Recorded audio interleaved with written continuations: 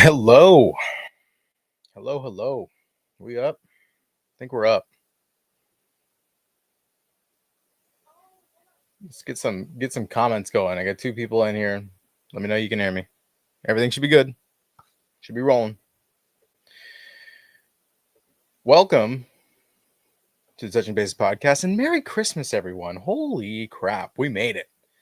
We made it to Christmas. You believe that? It's Christmas Eve, 8 p.m. over on the west side of the country. And it is probably like, 11 o'clock now, East Coast. So if you're joining me, awesome. Thank you. We're going to do some review.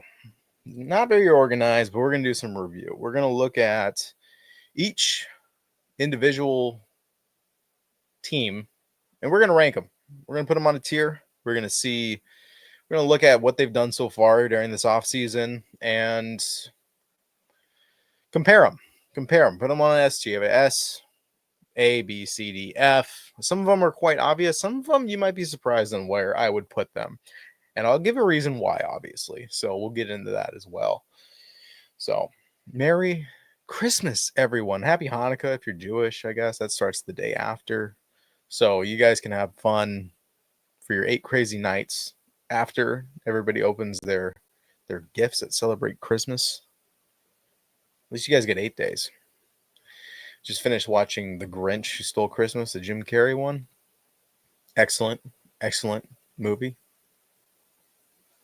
Letting people kind of get in here a little bit. Who's your team?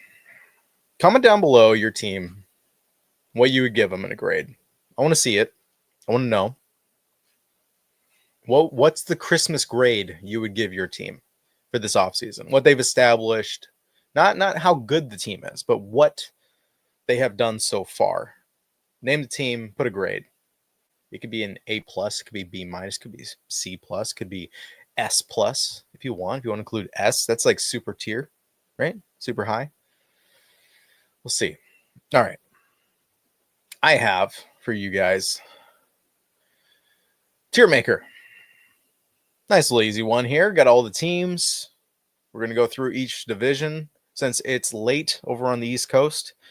Let's take a look at the AL East to start it off because it seems to be the East is very hot right now as far as signing players, adding them to the roster, building a team, filling holes. Filling holes is the big deal.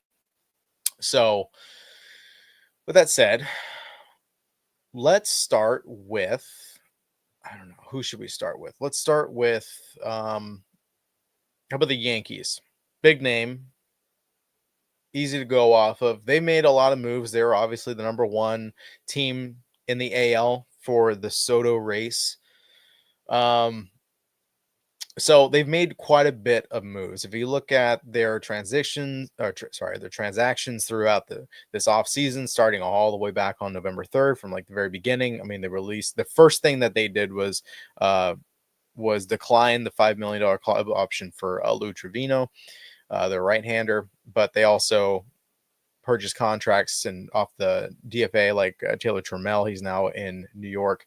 The weird thing with Garrett Cole sounded like maybe it was like a push to try to get that extra year and extra money. Ended up not happening. A lot of speculation that Cole wasn't really on board with it. This was more of a Boris push to try to get him more money. And Yankees were like, you're not going to extend after your terrible year? Like, really? Like, okay, well, we'll give you what you already had if you want to come back. And Cole's probably like, yeah, I didn't want to really leave. I just thought maybe you'd give me more money. So that was interesting.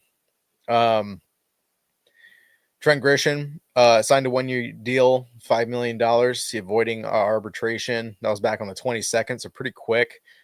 John Birdie was on tendered. They lost quite a bit of guys, though, also. Rizzo's gone. LeMahieu's gone. So third base probably taken by Jazz. First base is still a big question mark. To this day, still a big question mark. They didn't get Soto. They lost Soto, so they had to fill that out. They got Cody Bellinger. They needed to upgrade their starting pitching, and they won that with Max Fried. They also upped their bullpen when they lost Clay Holmes and got Devin Williams, which was a pretty good trade on their end. Getting rid of Nestor Cortez, I don't think that was a big loss for New York, although I think he was a fan favorite for a lot of guys. And then, of course, getting that trade for Cody Bellinger for the outfield. So their outfield's pretty set. I think. And I was wrong. I should put that out there. Paul Goldschmidt signed for a 1-year deal, $12.5 million. Seems like an overpay to me. But that does make me wonder, where should we put them in here? They still don't have Gleyber Torres. I don't have anybody for second base. Are they going to move Jazz? It's still unknown. They're definitely not an S tier. I don't know if they're an A. The amount of copium after the Soto deal and the rapid signings, I'm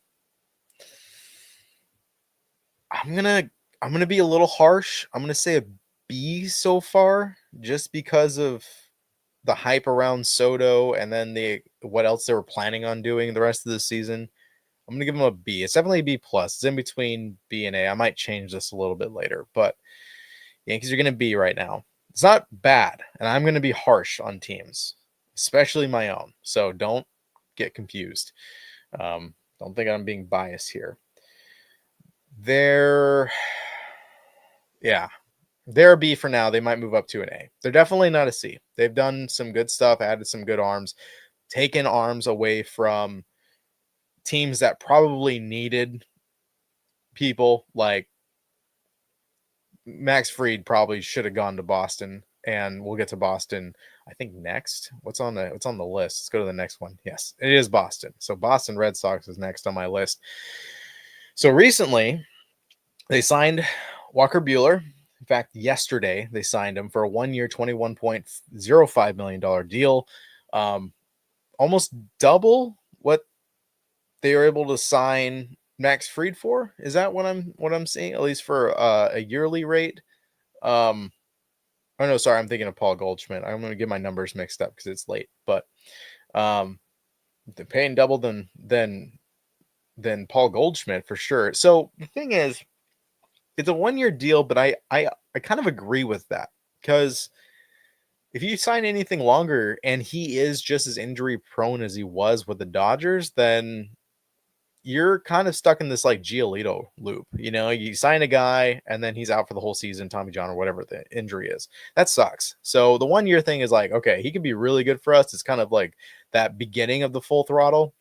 They're definitely not at the full throttle yet. It's just not there. Patrick Sandoval had UCL surgery. They signed him for a 2-year, $18.25 million contract. And I also understand the idea of that because he's going to be joining the team probably in June or at the All-Star break because of his Tommy John, which will bolster this rotation, I think, significantly. I hope that he can come back and be 100% like he was before. Hopefully he's ready for that. And that'll be a good slot for that rotation. So 2-year makes sense. They get basically a year and a half of production, but they're paying him for 2 years. I understand also, I think on that contract, it's very much backloaded to when he actually does play. So 2 good arms in recent days for the Red Sox. And then, of course, the big one that everybody talks about is the Garrett Crochet trade, which sent Kyle Teal, one of their top prospects, Brandon Montgomery, Chase Meadroth, and then Weckelman Gonzalez. It's hard for me to say his name without reading it. Or is it Wickelman? Wickelman Gonzalez? Now I'm reading it. Another one. I mean, everything's been really kind of pitching this whole time. I'm still curious if they're going to do an outfield move. I'm curious if they're going to add a third baseman and move Devers. Are they cool with Costas? Everybody seems behind Costas over there. Signing Aroldis Chapman was not exactly what they expected to be one of the big first moves that they've done. 1 year, $10.75 million. It's a lot of money for a guy who's lost a lot of control and is not throwing 104 miles an hour like he used to. Still a big dude, still dominant, left-handed pitcher, good against righties, and that's, if you have a switch hitter, he's going to be a righty going against him. He's a ground ball pitcher, which is what you need at Fenway, so maybe Chapman will be what you're hoping for. They also, I mean, just for a Mariner standpoint, they signed Zebi Zavala, so nice little backup for catcher. I'm going to assume he's going to take the role of backup for Colton Wong. I don't know what's going on with Reese McGuire. I don't think he's been re-signed, and I didn't see anything updated. So their offense is still, like, I understand they have a really good offense. Or I should say a decent offense with upgraded infield, and their infield was pretty bad last year. So when we go to the tier list and we grab the Red Sox, I'm still in the B area for them because they're still not full throttle, which they said last year. You know, if they're really gunning for it as the Yankees are, they've only really added pitching. I think they need another bat. Tyler O'Neill's gone to the Orioles, who I believe is next up on my list. I have to look at my notes. And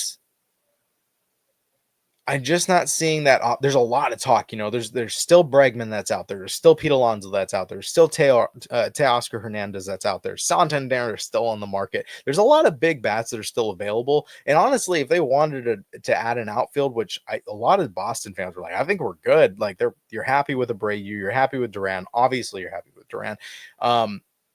And everybody's really high on like Rafaela and all that stuff, especially I guess with his extension, and then David Hamilton over at second. I just like, they're not huge power bat names.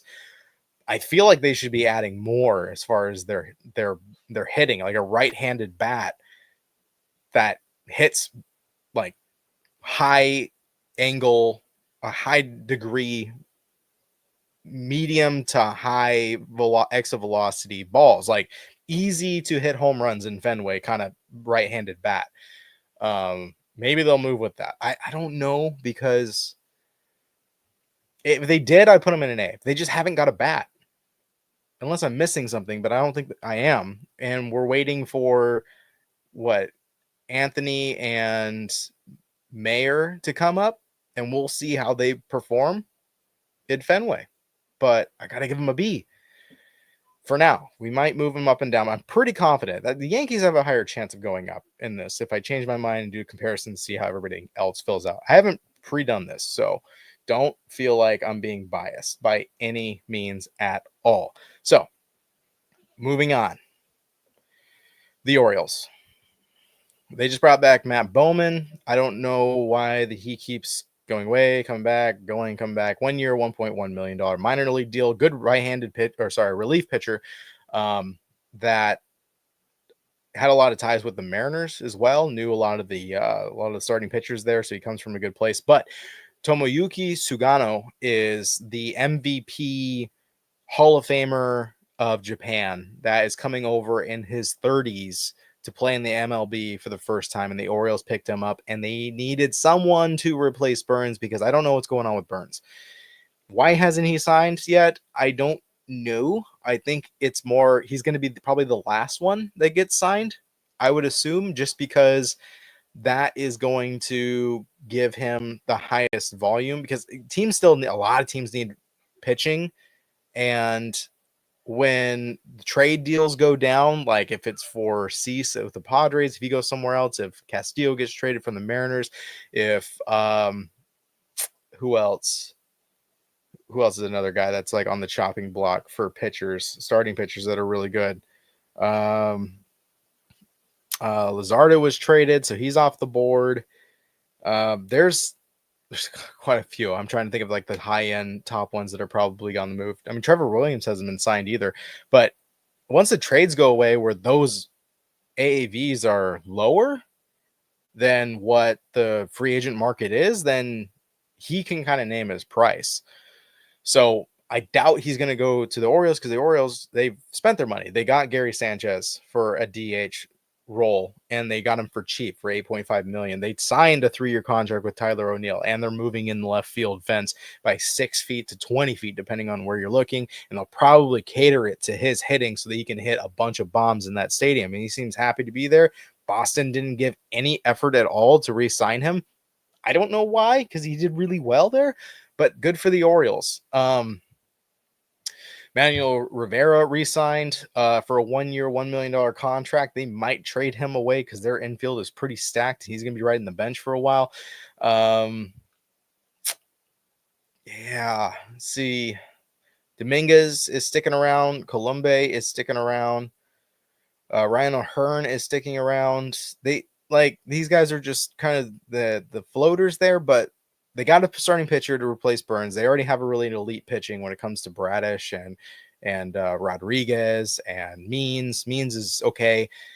But they added some offense, and they already had a really good offense, but they also added Sugano. How that will translate to the MLB, I'm not exactly sure. So I'm going to give them a C, because there's a lot of unknowns. They only got one big bat, and everything else is just kind of like new ownership. Why aren't you spending money? Give them a C. Give them a C for now. If you think I'm judging too harsh, let me know. Let me know down in the comments. If you're here, like the video, get people in here. It's late. It's Christmas Eve, and we're doing some Christmas ranking for these tiers.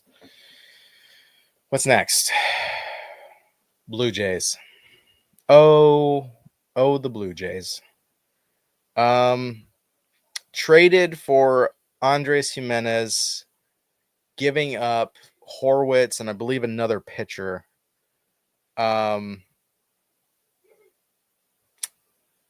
They signed Jimmy Garcia after he got traded to the Mariners, played the Mariners like a fool.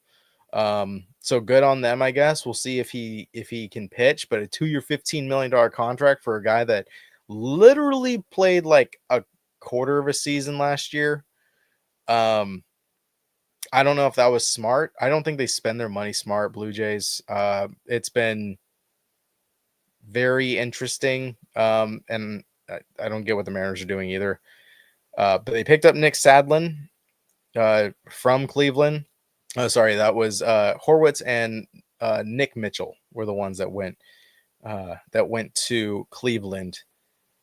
Sadlin's a good pitcher.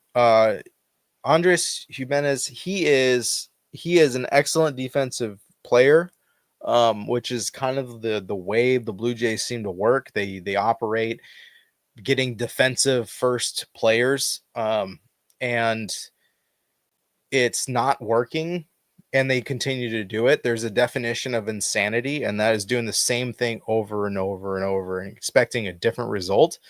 That's what the Blue Jays do. I don't know if it's a Canadian thing. I don't know if it is just their front office. I don't know why they're doing this. They have excellent bats and they could be adding them around there, but they trade away their excellent bat, which would be Spencer Horwitz. I was a huge fan of Horwitz. Still am. I think he's going to do great in Pittsburgh, where he got traded to. And he's going to be, I think he's going to be something big. The fact that they got rid of him for Jimenez, who hasn't really had a good offensive season since 2022, very questionable. They also signed a minor league contract of Michael Stefanik. Probably they're going to be their backup second baseman. Besides that, they haven't done really anything besides designate players for assignment and sign minor league contracts.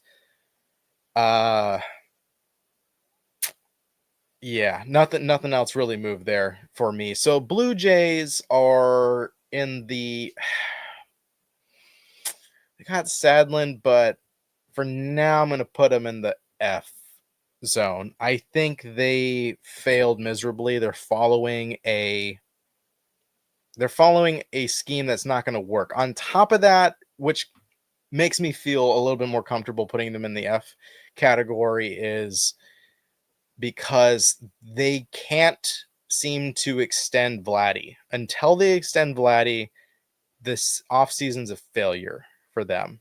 Because until they sign Vladdy, they are not going to sign anybody else, because nobody's going to want to come there and play more than one season, because Vladdy's going to be gone and he's going to go on the free agent market.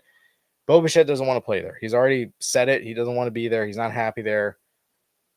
Multiple insiders have said it. So it's bad morale already at shortstop, and he had a bad season last year. So something's going on with them, and they're an F.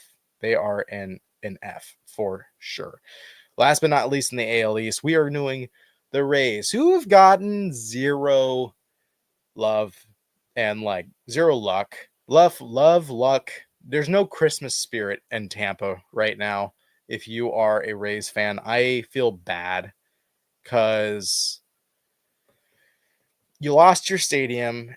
There's still back and forth about whether or not it's going to be rebuilt. There was approval from the council, but then there's been things back and forth where they're like certain people were denying it, or the amounts changed and they're still not sure. And the fact that you're going to have to go to a spring training stadium to see your team next year that's owned by the Yankees, an interdivision team that's a rival, kind of sucks, you know? Yeah, it's just been a rough year for you guys, and I feel bad for that team because I mentioned in a couple other videos in the past that maybe, just maybe, it would be a good idea to bring in a couple veterans and really start moving those expensive pieces for prospects and aim for like 2026, 2027, 2028. Like those 3 years, you could probably have a really good playoff team. And they're kind of doing that. They just haven't really made any trades to go that route. They made one trade with sending who was it? They sent Jeffrey Springs and Jacob Lopez, and they brought back, they were able to get a comp round A pick for this 2025 draft from the Athletics.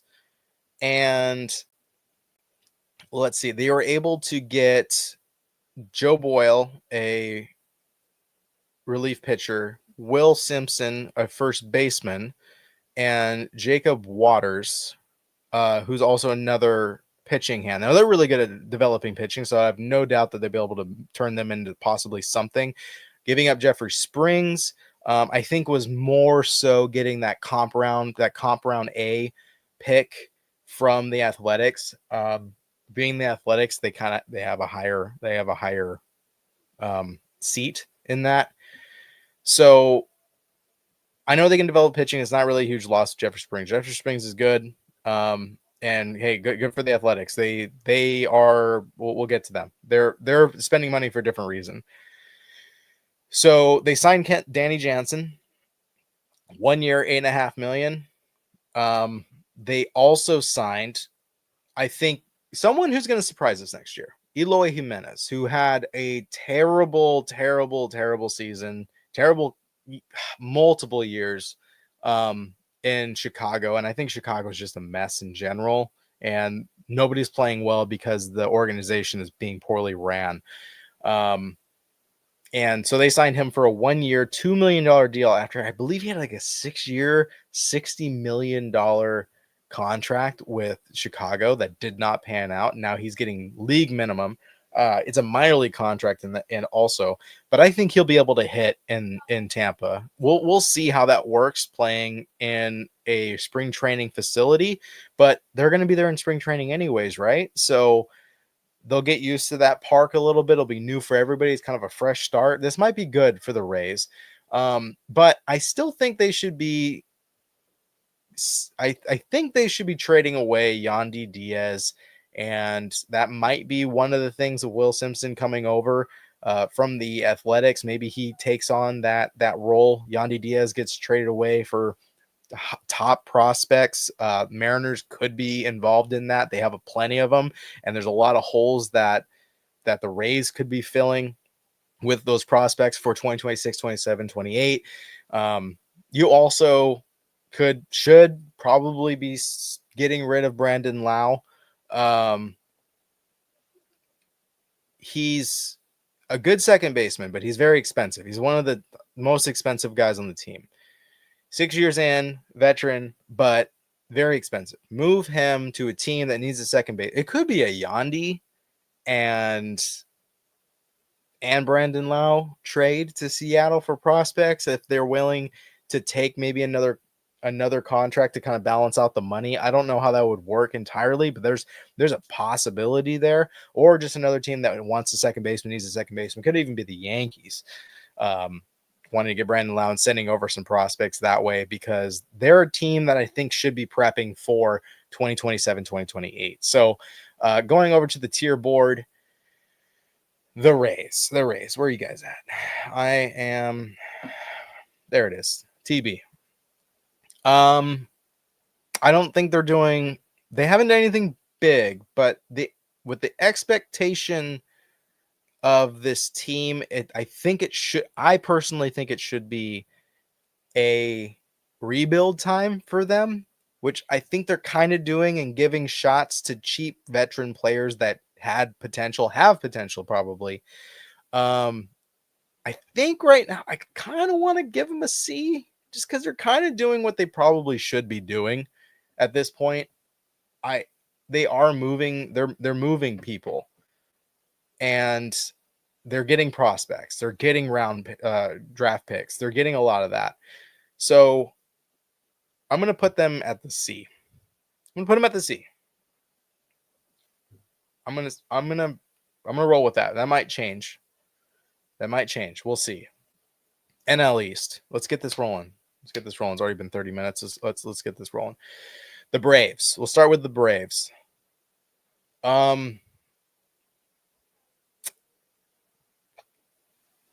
Kind of quiet. Here's the thing.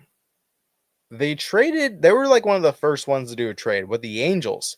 They traded Jorge Soler for Griffin Canning. And the 22nd of November, they they non-tendered Griffin Canning. So, and Griffin Canning got picked up by somebody else. Who did they get picked up? Mets picked him up. So they added more pitching. Braves basically just got rid of Soler's contracts, but they haven't really done anything, and that's kind of concerning. They signed Brian De La Cruz, so I guess that's the Soler replacement. He's definitely a better hitter than Kelenic. But I don't know. I don't know how I feel about Brian De La Cruz out there. It's only 1 year, and it's only $860,000. So it's really, really, really, really not bad at all. His market value is $19.2 million if you look at Spotrac, which is pretty high. The fact that he batted 233, 271, slugged 384, which is okay. His OPS was definitely down more than any year so far, and he had negative WAR. I think that's a good deal for him. but other than that, I'm waiting for the Braves to do something. Unless I'm missing something here, they've done a Rule 5 draft. They signed Gillespie, but there's not really anything here. So unfortunately, I mean, I think I got to give the Braves an F at this point. They haven't really done anything. I don't know what they're waiting on. Brian De La Cruz is meh. I don't know if how much of a increase his ability is going to. I don't know if his ability is going to increase his team offensive production by any means. So that's very odd to me with the Braves. They haven't really done much, and the rest of the NL East has been pretty active. So that's the Braves. Marlins. They just traded away a couple guys. They sent Jake Berger over to Texas to the Rangers, gave him a pretty solid third baseman. The Marlins are another team that it feels like they're always in rebuild, which is kind of annoying if you ask me. If I was a Marlins fan, I'd be really, really tired of this ownership. But hey, whatever. They traded away Jake Berger and got Max Acosta and Vargas, who I won't even bother trying to say his first name. No, I'm not going to try that. And then also Brian Mendoza. So a pitcher and two shortstops for Jake Berger. Jake Berger had a pretty cheap contract, 800,000 estimated based on arbitration. He's about to be ARB1 in 2026. So a lot of good control for cheap for third base. I guess it was a backup for Josh Young, or maybe they're looking to move Josh Young, or maybe he's just like going to be a designated hitter for Texas, since Texas made moves getting rid of Nathaniel Lowe. Maybe they move him over to first. I don't know what the plan is there exactly with Texas, but yeah, the Marlins.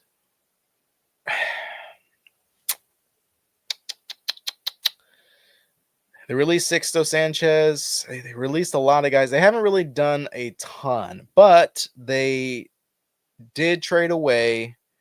I think it's Amarian Boyd, and then also Jesus Luzardo. So that was a big. Jesus Luzardo and then Paul McIntosh. So they got a couple guys. Yeah, so Boyd and then Kaba. So an outfield and shortstop. I don't know much about these guys. I know, let's see, they are, how'd they do? They don't have any information. $3 million salary, though, for Kaba. No stats in the pros, so I'm assuming he is a prospect, but that's a very high. I don't know if that contract detail is actually accurate. Saying $3 million from the Phillies. It seems a bit high for a 19-year-old. And then let's see. Let's get back here. Boyd being an outfielder, $647,000. 21-year-old. So more prospects, probably exactly what you'd expect from Miami. I think they could have got back a little bit more for him. Luzardo is just, I mean, he is fairly talented, so that doesn't make entirely all the sense in the world. So Marlins, they're kind of doing what you expect, but they are not doing good. So don't expect anything from the Marlins in 2025 at this point. For like to Christmas, don't expect anything big.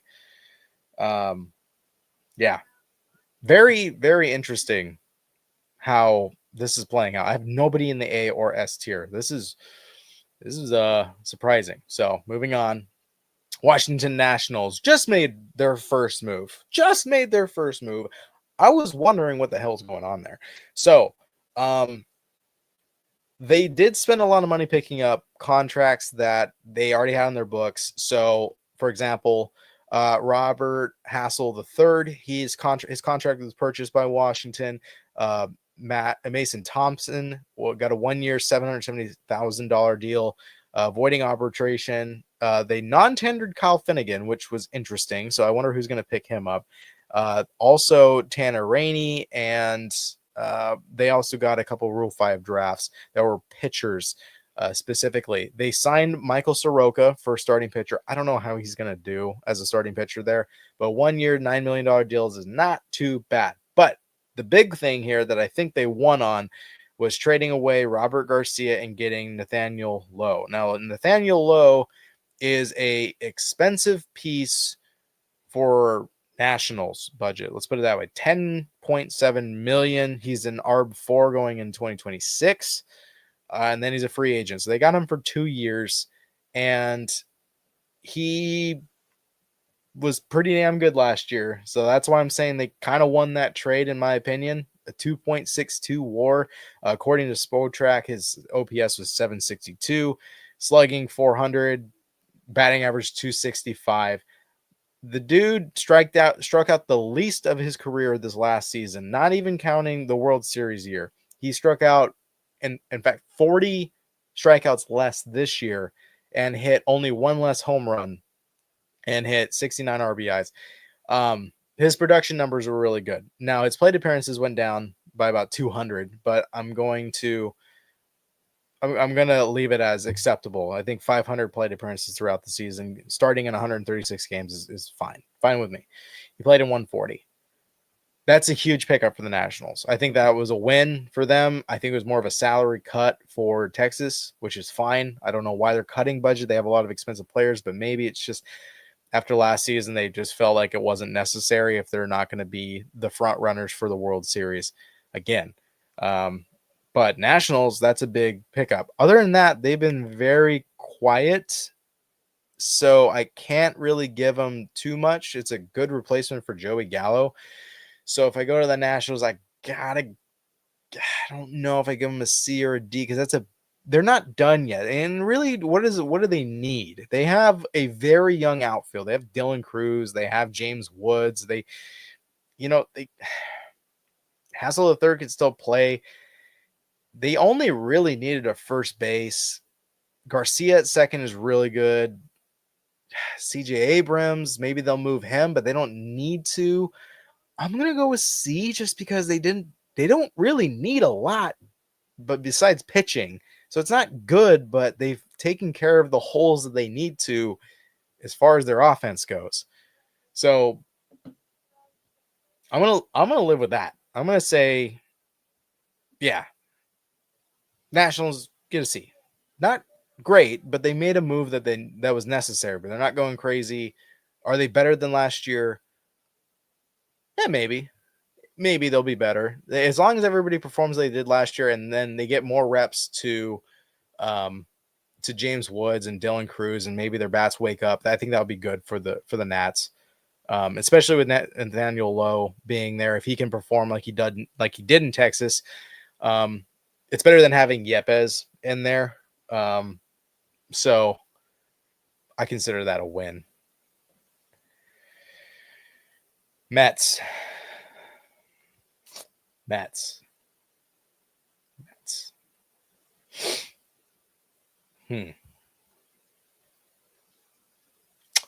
So, signed a minor league contract deal with Luis Ortiz.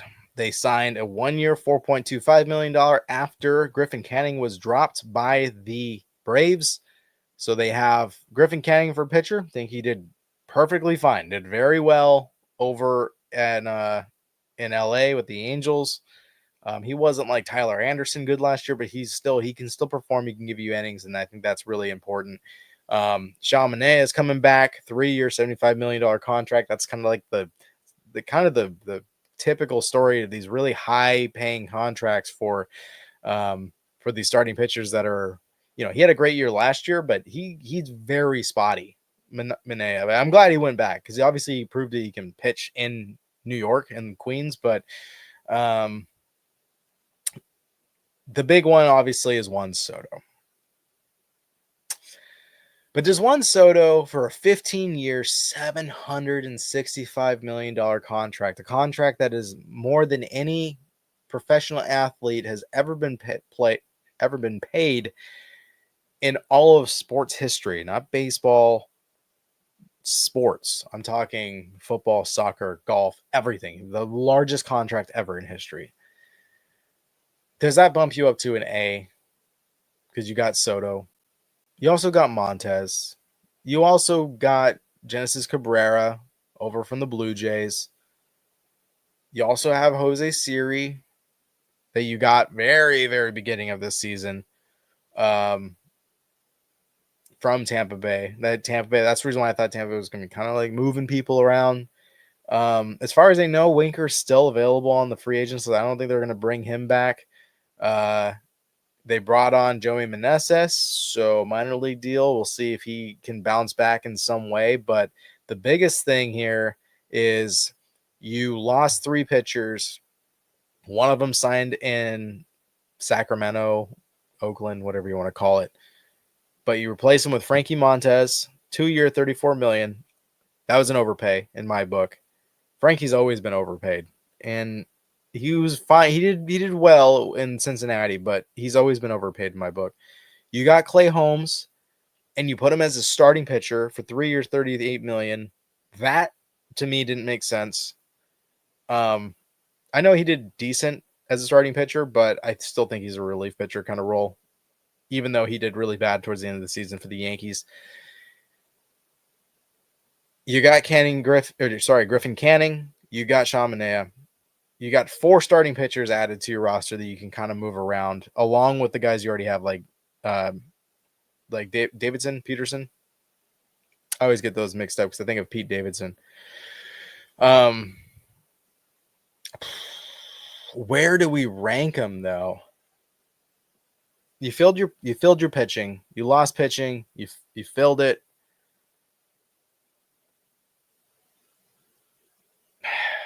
You still don't have a first baseman. You put a lot of money to right field. What about first base? What about shortstop? Jose Iglesias is gone. Third base is Mark Vientos, obviously. I will give him an A. They filled their pitching after losing Jose Quintana. They brought back Manaea. They lost Savino. I'm giving him an A because Juan Soto does give him pretty big bump in their offense. I don't think it's enough. They still need to figure out first base, but for up to Christmas, that's pretty good. That's pretty good. Let me check the chat. I don't know if anybody's written anything. Nope, nada. Perfect. Glad I didn't miss any comments. Write something in there. Give me your guys' opinion down in the comments. Whoever's watching. If you're on X, switch over to YouTube so I can see the comments. We can interact. I can go back and forth. I can answer. Switch over to YouTube. There should be a link in the description or on my page. Go over there because I don't think I can see the X comments if there are any. Mets get an A. Sing and C, but man, they did fill a lot of holes. Phillies. Oh, the Phillies. They might actually have the best rotation in the NL East. I'm not going to say the NL because the Dodgers are a bit redonkulous. So I'm going to say the NL East. I think they have the best pitching rotation. They got Jesus Luzardo. I think that's a big add. And I think he's their number 5, which should say a lot to their pitching. They got Suarez, Luzardo, Nola. You still have Zach Wheeler. And then who am I missing? I'm not looking at their roster right now. Oh my gosh.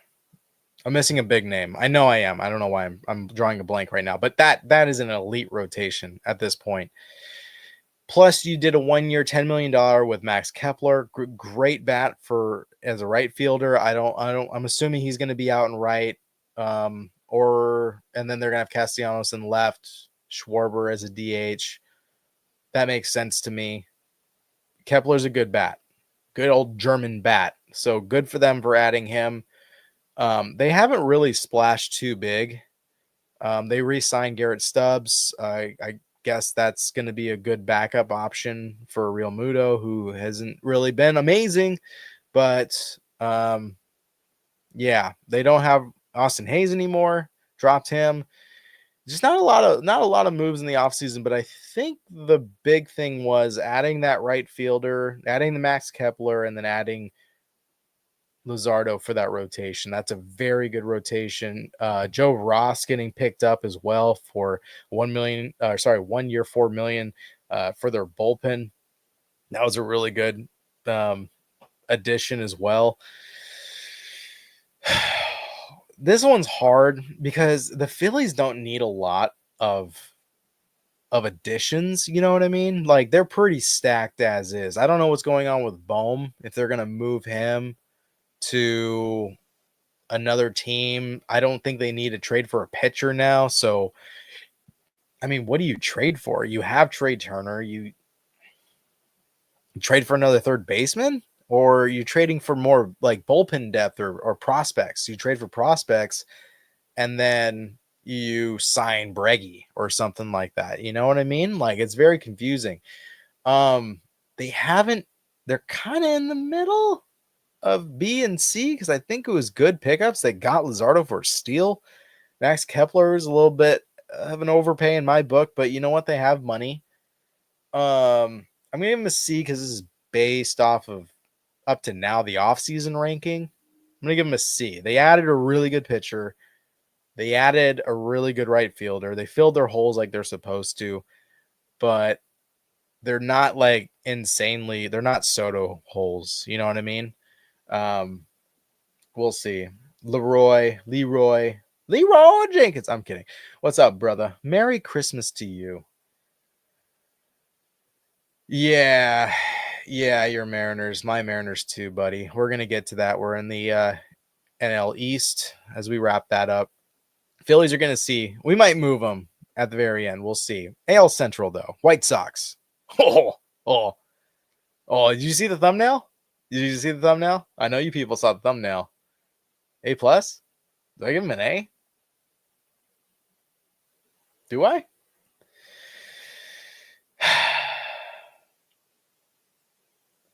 They got Cam Boozer from the Red Sox. That dude has been through a lot to make it to the pros, and now he gets sent to the White Sox. Oof. Last year, threw a 3.38 ERA with a 1.34 whip. Not bad. Positive WAR for his first season in the bigs at age 32. Back and forth. I saw this guy's story. It's crazy. Now he's going to Chicago.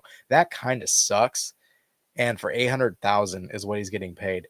So if I would say that's a big pickup for a guy that's figured out who's really he's played the long game. I think that's a good ad for the White Sox.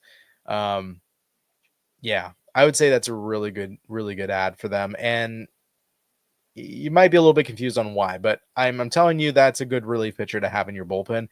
And mature, still learning, really giving his all. He's one of those guys that has that rhythm, I think, of always trying to get better, always trying to progress, because he's always had that mentality since being a professional to make it to the bigs, and he finally did it. Now he's on a different team. Now he still has to prove it. Now he has an opportunity to be the best one on a team that's not that great. So maybe he can be a leader in that aspect. So I think Cam Boozer is going to be a good option. They designated Corey Julks for assignment. I don't know who's going to pick him up. But they added a lot of rotation pieces. Let's see here. So the big one with Garrett Crochet, they got the number 5, number 6, number 11, number 15 prospects of the Boston Red Sox. That's a win. So that was one trade that was like, I think, the Red Sox are going to win that trade now, 2025. But 2027, 28, 29, we're going to completely change our mind on that. Kyle Teal, one of the top prospects, they needed a catcher really bad. They got him. They got Brandon Montgomery, who's probably going to play in the outfield with Luis Robert coming up. We'll see what happens when it comes to, I don't know what they're going to do with Gavin Sheets and Benintendi. They honestly should get rid of them. They picked up Mike Tauchman from the Cubs after he was DFA'd. for cheap, $2 million. So Gavin Sheets was non-tendered. Let me correct myself there. They kept Colson Montgomery. I think we should expect to see him at shortstop for 2025. They also got Austin Slater, who has a lot of power. He just hasn't really done much for himself. 1 year, $1.75 million. He was with the Orioles. They got rid of Nicky Lopez, so that's why I think that Colson Montgomery's coming up. Like, this is a rebuild now team, and they're doing it. They got a second base top prospect, they got a pitcher, they got an outfielder, they got a catcher. They signed an outfielder. They got another relief pitcher in a trade with Boston. Like, they're doing a lot of work with Boston. And I don't think the Boston scraps or up and coming are bad. I think they have a really good farm system. So when it comes to the White Sox, I'm going to put them up there with the Red Sox and the Yankees as far as their offseason goes. They're doing what they should be doing after breaking the record for the worst season in history.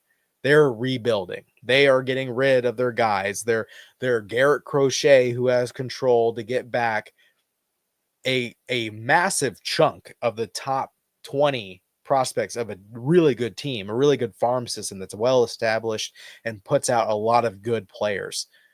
So the White Sox absolutely get a B. I would give them an A, but it's not now. It's not like now that it's going to see results, but it will later. And I think this is really good for Chicago. I still think they need to really cut payroll and trade away guys. They have more work to do. They should just do full rebuild right now. Robert should be gone. Benintendi should be shipped out. Sheets is gone. They got rid of DeYoung. They got rid of besides Crochet, who else did they have? And another pitcher that they got rid of. Forgot his name. They're doing what they should be doing. I just hope they can make a couple more trades and get rid of those guys, because they could really have a really good team in 27-28. So that's kind of a huge deal. Let's see here. Cleveland didn't make much sense to me. So okay. They've done a lot, so I will give them that. They re-signed Austin Hedges for a 1 year, $4 million deal.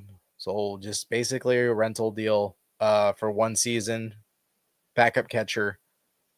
Might even take over if Bo Naylor doesn't pick this up.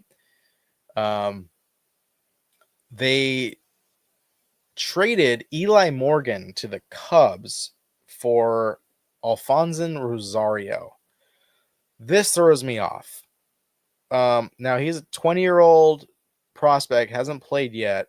He was in the 6th round, but 176 overall in 2023. So he's up and coming. Eli Morgan was a powerhouse for you last year in your bullpen. I would have gotten more, or I would have kept him. So not sure there. They signed Tristan McKenzie to a nearly $2 million deal just for 1 year as well. They're doing a lot of 1-year deals. Ben Lively came back, $2.25 million for 1 year. The big one was Shane Bieber. Now he's coming back from his Tommy John.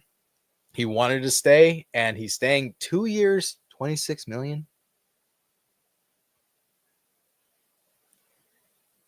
You're getting Shane Bieber, Cy Young, Shane Bieber. Maybe not anymore, but still really good stuff for $13 million a year. Oof. And a player option in 2026. So he can get out of it if he wants to, but he's probably going to take it if he doesn't do well. If he does do well, he might take it somewhere else. But the fact that he took this little money to come back to Cleveland tells me he's probably not going to exercise that player option. Or sorry, he's not going to get out with the player option. He's probably going to exercise it and stay. Next, they get Spencer Horwitz. I thought this was oh my God, what a great upgrade offensively to your second base. Nope. No, they turn right around and send him off to Pittsburgh to bring back Luis Ortiz, which I would say a really good number 3 pitcher for Pittsburgh. Probably a really good number 4 for Cleveland. I get the pitching idea, but I would have kept Horwitz 100%. That's my bias, though. Then on top of that, another questionable move, which makes zero sense to me. Now, let me dig into this. If you're Leroy, you're still in here. Any of you guys are still in here.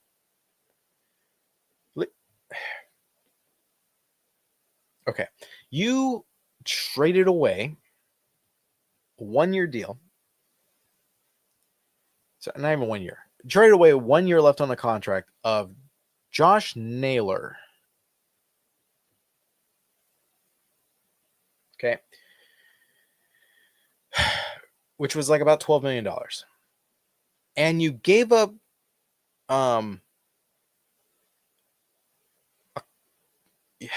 I just let me gather my thoughts here. So you get Slade Cerrone or Ciccarone, I don't know. I think it's Slade Ciccarone, who not a great relief pitcher, but they seem to really like him from reports. That's fine. You can really like him. You want to replace Eli Morgan, that's probably your option. And you get a comp round pick, or sorry, you get competitive balance round B, which is number 72 for Naylor. And then you go and sign a 1-year deal, the same length as Josh Naylor, for a guy who is literally 10 and a half years older than you, going to his 39-year season, in Carlos Santana for your first base.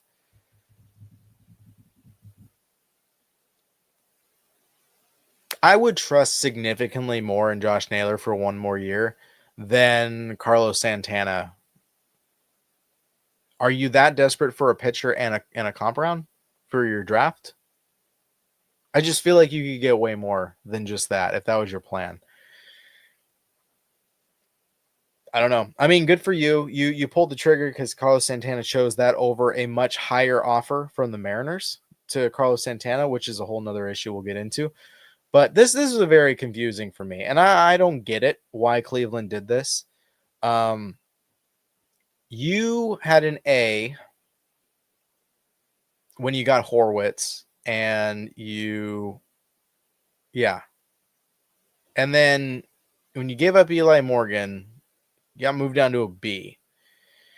And then when you got rid of Naylor, I moved you down to a C because it just didn't seem like you got much back. It seemed kind of rushed to thought. And then you decided to spend the same amount of money for only 1 season of a guy 10 and a half years older to play first. Yes, he's a Gold Glove at first base. That's fine. But you're going to get more production out of Josh Naylor, I think. Is he going to be good for the clubhouse? Yes, but I'm going to put him down D. You're not an F by any means. Like you've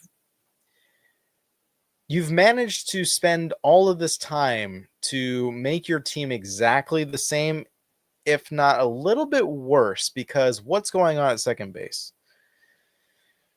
Jimenez is gone. You don't have Horwitz. You've bolstered your pitching, I guess, with 1 rotation spot, and your bullpen, I think, is weaker.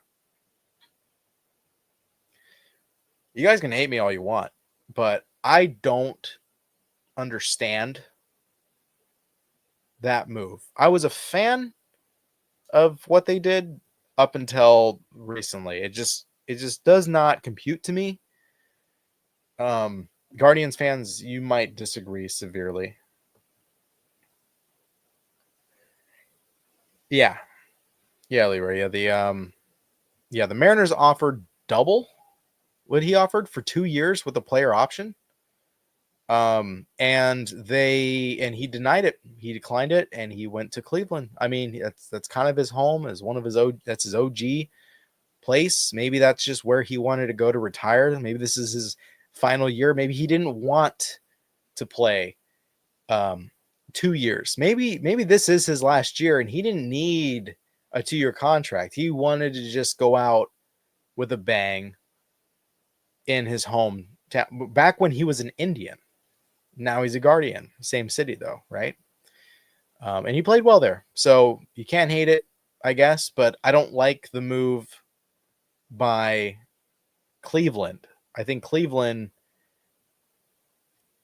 they're still a good team, but I don't think they did. I don't think they got better. I think they really just kind of maintained the same. Their rotation's better. Their offense is not better, and their bullpen's probably the same. So a lot of moves for a lot of no reason and same amount of money. I guess they made money off of the Jimenez deal, but they haven't done anything with it. You see what I'm saying? So that's where I'm going with that. Oh, I wonder if I can undo that. No, I can't. Okay. Tigers.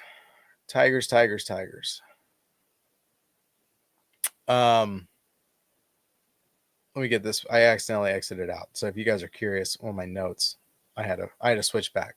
Tigers. Awesome run last year. Very inexpensive team, low payroll. I don't know if they're going to be part of that lawsuit that the A's are looking to avoid as far as how much money they're spending in payroll. There's like a minimum. You can get a lawsuit for that if you're not paying enough and just, restricting players from the income they rightfully deserve versus the rest of the league. But hey, man, you traded away Jack Flaherty. Turns out you didn't really need him. And then you go out and you sign a good veteran for 1 year to see how he works out. And he was a little bit injured. He went to Cleveland. Now he's a Tiger. Alex Cobb, 1 year, $15 million. Pretty decent deal. I don't know exactly what he's worth right now, but I think that's a big pickup. You also did a very good job in picking up Wilmer Flores. This is a minor league deal, but I like that. You guys should look into him. Andy Ibanez, pretty good defensively. A decent bat for you last season. Avoided arbitration, got him 1 year, $1.4 million. I think that's really good, keeping your budget low, because you kind of don't like to spend over there. I don't know exactly what the deal is. I think they should go out and get somebody big, but other than that, it's been kind of quiet. Casey Mize declined his $3.1 million option for 2025. It's only a $10,000 buyout. So Cobb is, I guess, the I don't know if I would say the replacement, but kind of a fill-in. Let's say a fill-in. This team's going to be good next year. They have a lot of young talent. I think they need more pitching. I think they need to upgrade their pitching. I don't know what's going on with Torkelson. I'm assuming they're going to throw him out there because he did do better, but he still has a lot of work to do. So Tigers, I don't have much to say on them. I think they could do more, and they should do more, especially with how far they made it last year. Obviously, they need more. But you add it to your rotation, and I wouldn't say it's like you made it the same, because you did make it to the playoffs without Flaherty. Maybe bring him back again. I'm not sure. That would be a win in your trade with the Dodgers. You got guys in return, and now you sign them back again. You let them rent him. You got prospects. That would be a double dip. I'd call that good. But you haven't done that yet. You got Alex Cobb. You're going to D, because so far it's just not much. Yeah. Twins. Oh, I'm getting a runny nose on Christmas Eve. This is not good. Twins. Twins.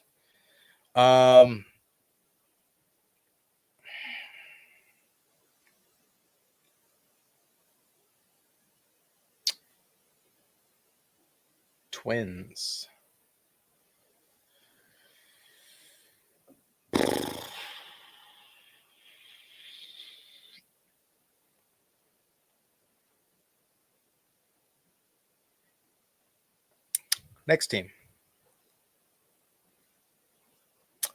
Royals. One of the starters. You guys got Jonathan India. Okay, cool. You gave up a very good Number 4 starter, and you haven't replaced him. I mean, not really. You haven't really replaced him. Now you brought back Michael Wacha, 3 years, $51 million deal with an extension club option in 2028. You locked him down. That's really good. So good on you keeping Michael Wacha. You needed to do that. You got Jonathan India. I think he's more going to be a DH than second base because Massey and him are kind of like but Jonathan India gets on base a lot, and I think that's needed. So maybe a good leadoff hitter there. You also got Joey Weimer for Brady Singer. I guess it was kind of fair. I guess maybe you see something in Weimer that he wasn't producing in I would say in Milwaukee, because I never saw him really playing in Cincinnati. So okay, but you still have a hole. I think you still have a hole in your rotation. Royals, meh. Your offense, I think, is better, but your pitching is lacking. So you've taken a step back, if you ask me, at this point. We'll see how Jonathan India and Joey Wimmer translate to Kauffman Stadium, because that's typically how the Royals work. They build their team around their stadium, and it shows. Enough to where people, including myself, were like, could they be cheating? Because why are they so good at home and terrible on the road? It's a valid question to ask because it didn't make any sense. NL Central. Going over the NL Central. Start with a very active team. And these guys are doing it right. Chicago Cubs. Do I have any Cubs fans in here? Excuse-moi.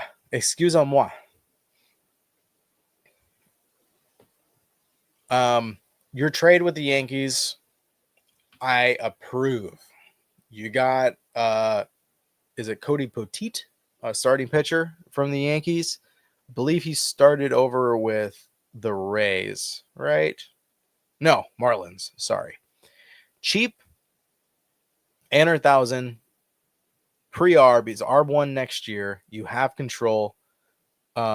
He's been in since 2021.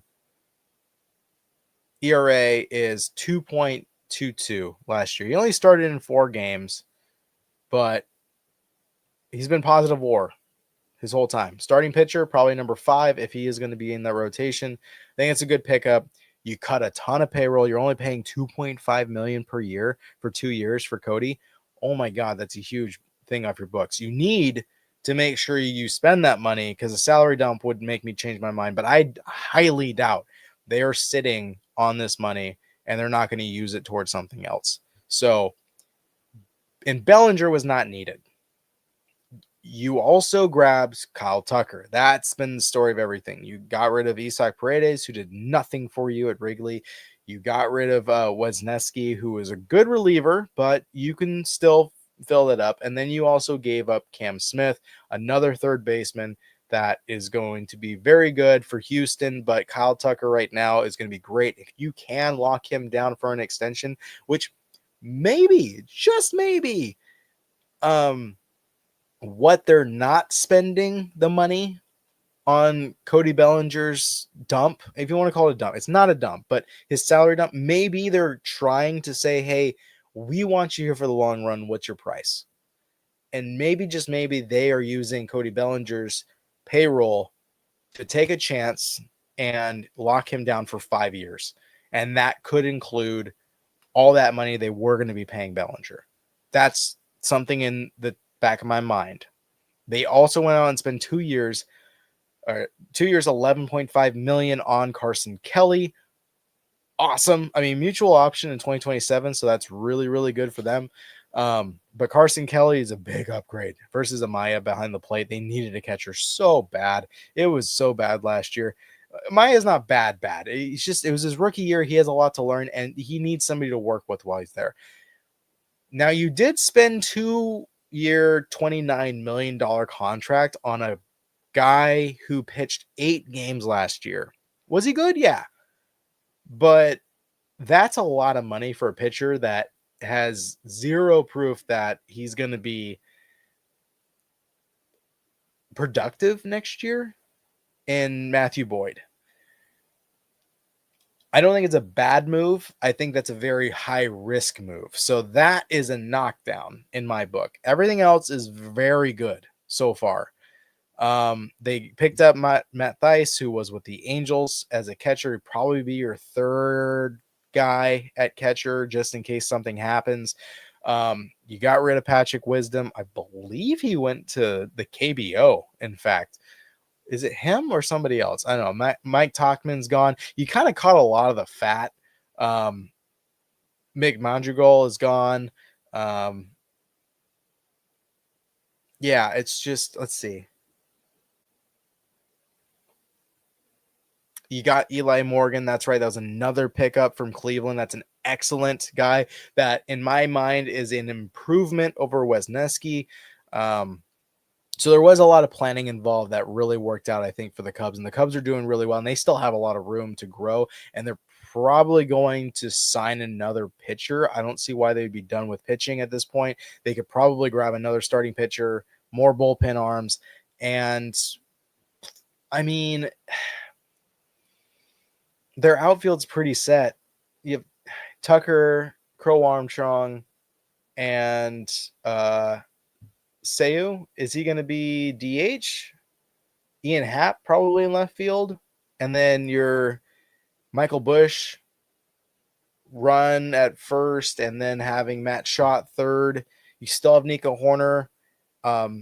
Maybe Dansby will wake up again. But there's still a lot of talks about Nico Horner getting moved to add pitching. Will that still happen? I don't know. But so far, Cubs,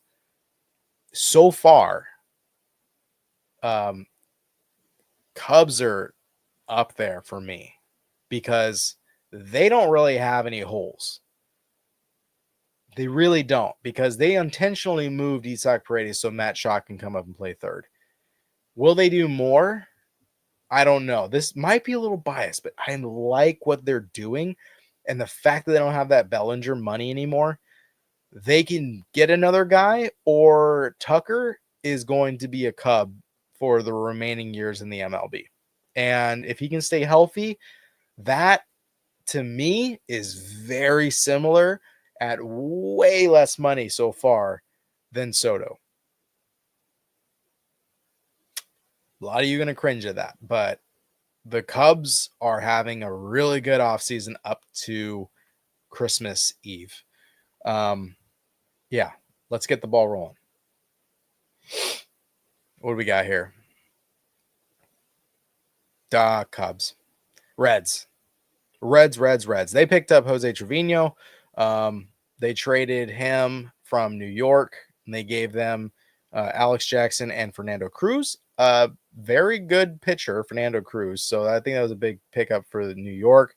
Not a big pickup. It's a good pickup for New York. They didn't need Trevino. Austin Wells is going to probably fill that slot and be their primary, so there's no worries about that.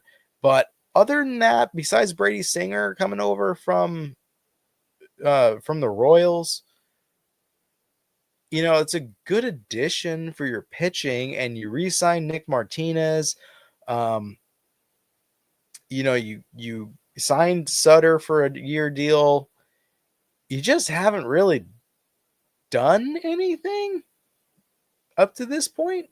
I mean, you've made some moves, but not great. So I got to put you with the Royals. I don't know what you're going to do at first base.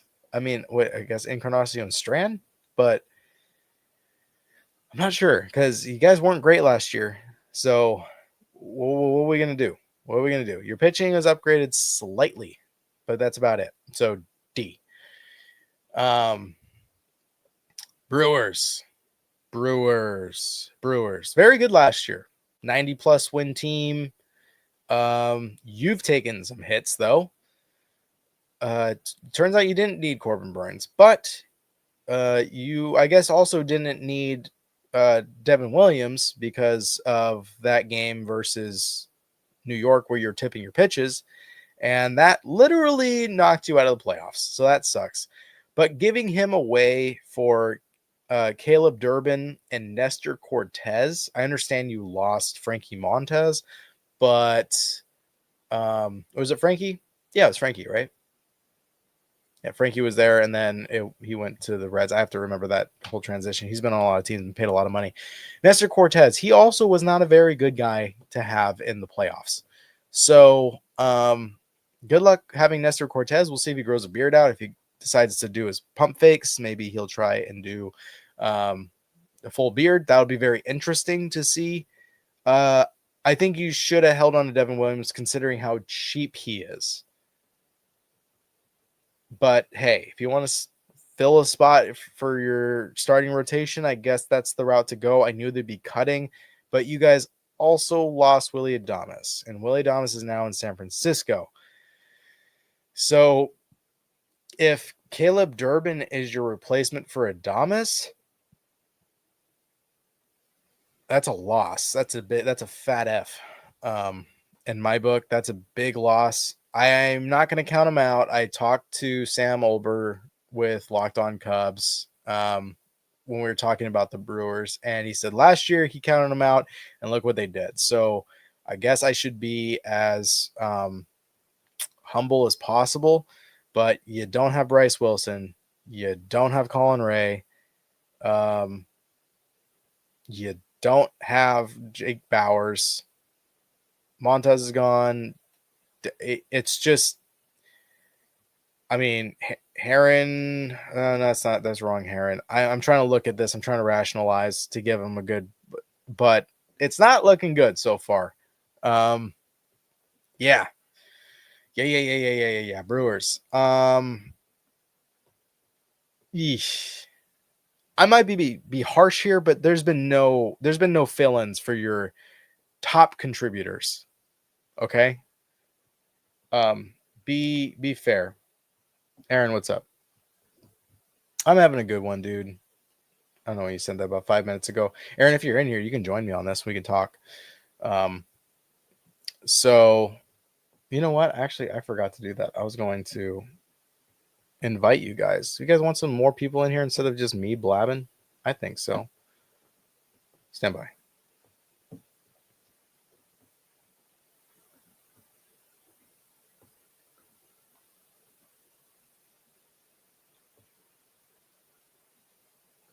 Aaron, I think you're in that group. If not, send this to you, bud. Sorry, timeout, guys.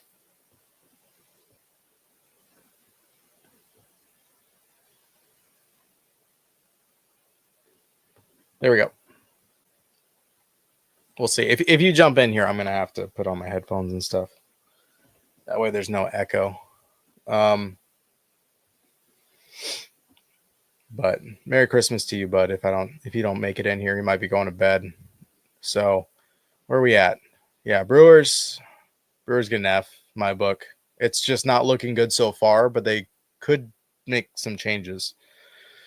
Pirates. Oh boy. I'm pretty high on them. So as I knock over my stuff here.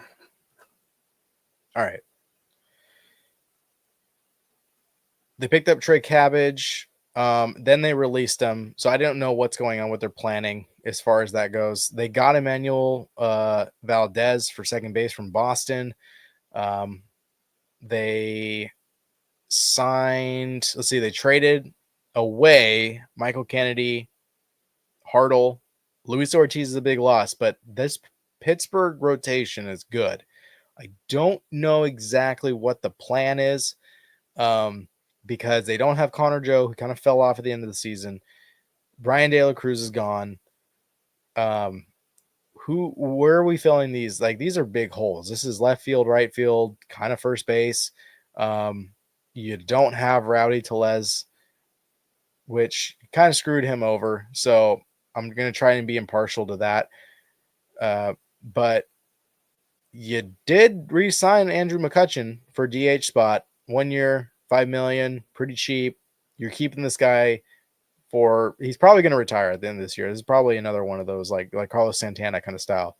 But Spencer Horwitz, either your second base or he's replacing to be your first baseman for Rowdy Tellez, I think is a big pickup, but you also have lost a lot. So as far as filling your holes, I'm high on it, but there's more to do. And there's been a lot of talks about Jared Triolo trades and teams that are interested in him. And we'll have to see what happens there. But as of right now, I can't give him the love I want to give him because I'm a Horwitz fan.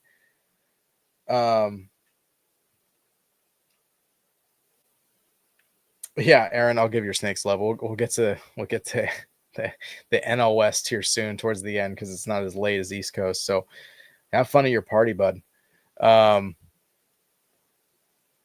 Yeah, Pittsburgh, it's very hard for me to give them anything up here. I'm going to give them a D because they did fill a hole, but they have a lot more holes to fill. They kind of just swapped issues. Now they need pitching. I don't know if they need pitching, but they lost Ortiz. And although his contract isn't exactly favored, Horwitz is going to be a good pickup as long as he can produce like he did last year. But I'm going to give him a D because they still have a lot of holes and they haven't really come back to replace him yet. So far, they can though. If they trade, was I saying Triolo? Sorry, Jared. Now I'm having a hard time. You know what I'm talking about. Jared Jones. Yeah, I think it's Triolo. Sorry, Jones. You guys should correct me. If they trade him, they got to get a big return. Outfield, infield, like a 3-guy trade, because that's a good pitcher. We'll see what happens there. Cardinals is the last of the NL Central. They haven't done anything.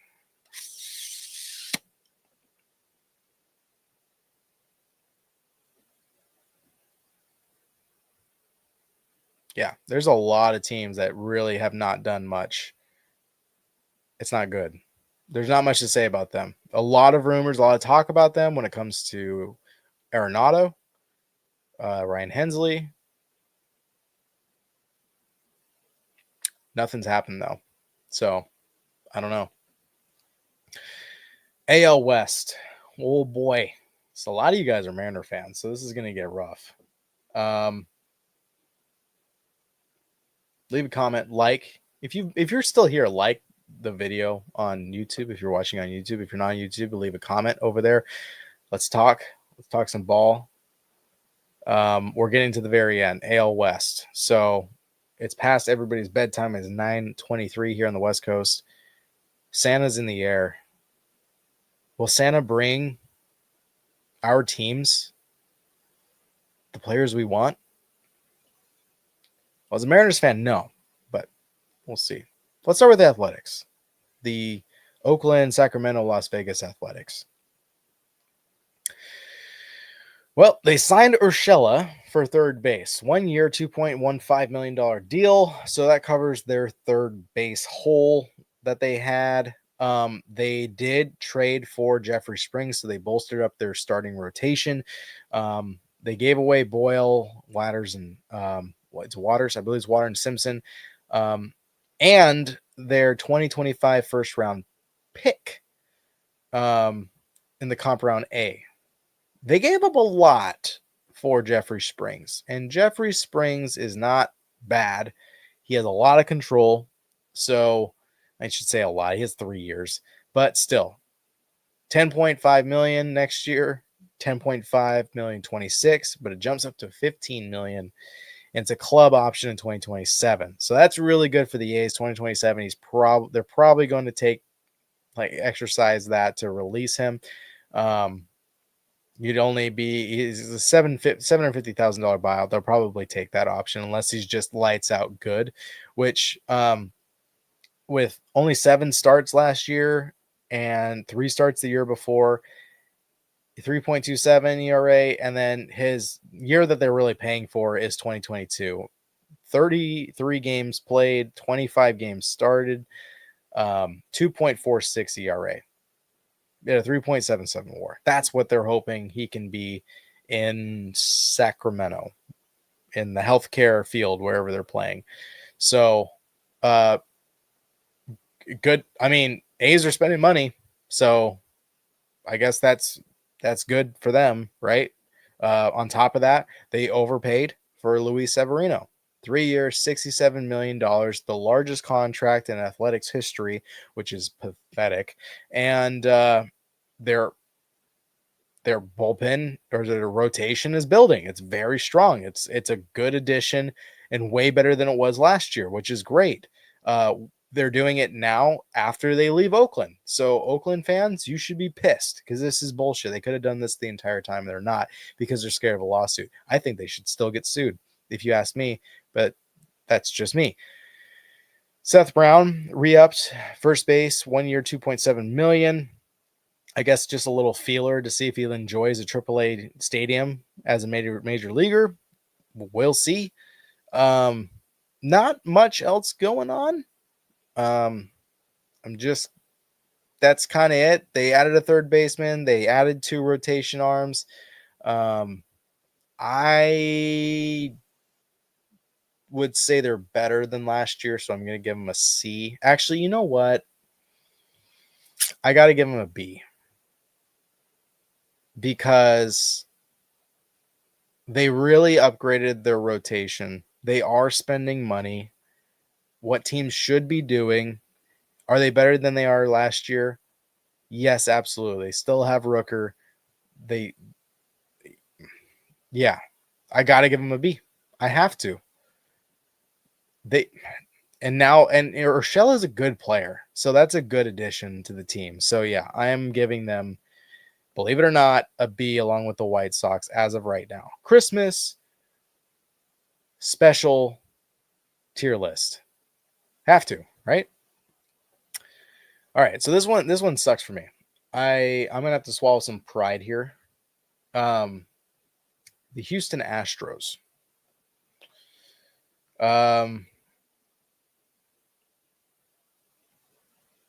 Sorry, I'm just reading some news on X live.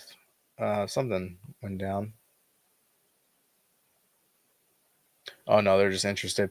Bob Nightingale just put out a tweet. Merry Christmas. Today would have been Ricky Henderson's 66th birthday. That's sad. Rest in peace, Ricky. That's really shitty. Yeah. Okay. Houston Astros. They signed Christian Walker. I think it's a big upgrade for them at first. Of course, aside from like John Singleton or Jose Abreu last year.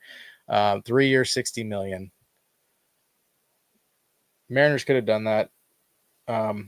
But 3 years, he's going to be 36. 7. He's going to be 37 years old. So that's kind of it for Christian Walker. He's now going to be Houston Astro. I don't see him being a big name 3 years from now. You're starting to you're in your late 30s at that point, and things you could be a Santana, you could be a Justin Turner, but they're not prime. They're not Kyle Tuckers this year. So they got Christian Walker replacing that first baseman issue, but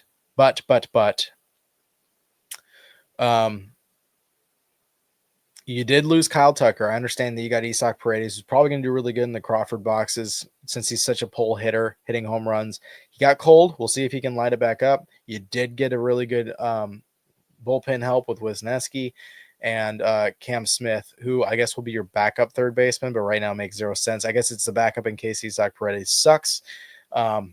So I wouldn't consider that a win when you have Kyle Tucker. I think you could have gotten more. Or you should have extended him because Kyle Tucker's always been Houston. And he's always been amazing for you. It's just that amount of talent that you got back is not what you gave away. And I am trying not to be biased here. I think Isaac Paredes is going to be a problem for them in left field, but you lost Kyle Tucker. On top of that, you lost Bregman. At this point, signing Christian Walker, you have Isaac Paredes and Cam Smith. That's 2 third basemen.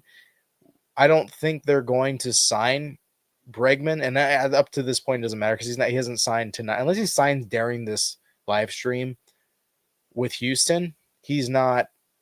It doesn't count. They haven't done it. So,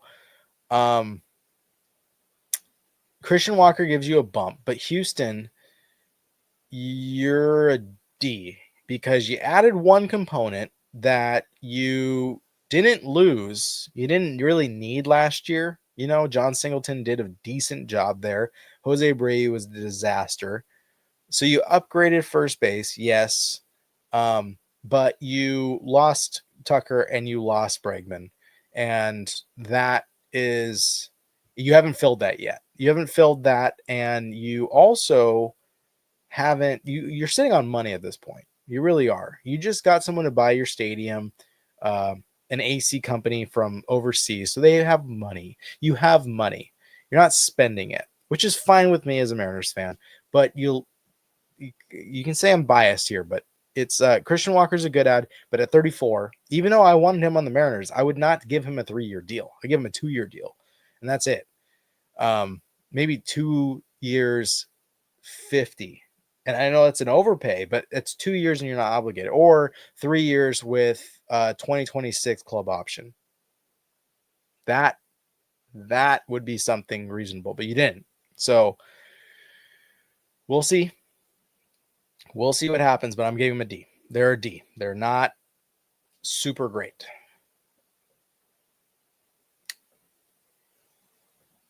Angels, very active. Very, very active, and in a good way. I'm high on the Angels as far as their moves. I shouldn't say I'm high on them. I think that they're way better. Now you don't have Patrick Sandoval anymore. You don't have Griffin Canning anymore. You got rid of a lot of fat by getting rid of Matt Thaiss. He wasn't doing anything. And in return, you signed a 2-year deal with Travis d'Arnaud, who did really good for Atlanta. And I think he should have stayed in Atlanta. If I was the Braves, I would have kept him. I would have extended him. I think he was great behind the plate. I know he wasn't the starter, but are you really trusting Murphy, Braves? I don't know. Maybe you are, but Travis d'Arnaud, great backup to split with Ohapi when you want to give Ohapi a break, or you just want to keep Ohapi's bat in there, so you save him. You want to keep him for a long time. You're saving his knees. You're throwing Travis out there, and then he can DH, and that's a good option.